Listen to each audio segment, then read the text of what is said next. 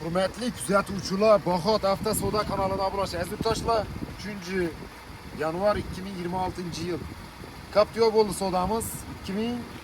2011-yil ishlab chiqarilgan avtomobilimizni 114 million so'mdan naqd pulga yangi arqamizga berdik. Xudo xolasa. Tabriklaymiz va davlat bo'lsin, xayrli bo'lsin. Buyursin.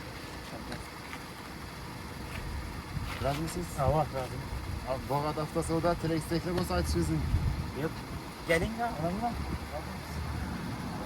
Buyursun. Bismillah. Yakmak yine bak. Yakmak. Kuzatamiz satgan avtomobilimiz Captiva 2011 mexanik 204 bo'ladi. Avtomobilimizni 114 shtir naqd pul og'amizga berdik.